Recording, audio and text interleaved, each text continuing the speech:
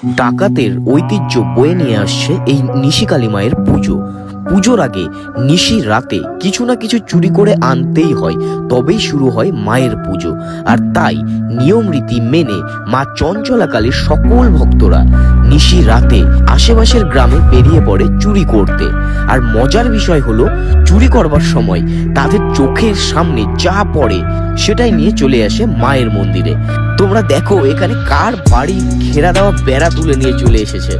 জ্বালানি খড়ির বোঝা, মই, কলা, লাউ, পাটকাঠির বোঝা, আর এরা তো বসার চেয়ার পর্যন্ত তুলে নিয়ে চলে এসেছে। আর এটা কে ভাই?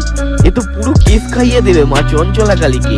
এ তো ট্রাফিক পুলিশের ব্যারিকেড পর্যন্ত ছাড়েনি ভাই। আর কি বলবো, এটাই এই নিশিকালী মায়ের পুজোর নিয়ম, যার পুজো মা চঞ্চলাকালীর আগে করা হয়। কারণ আজ প্রতিপদের গভীর রাতে পুজো হবে মা চঞ্চলাকালীর। টাটা।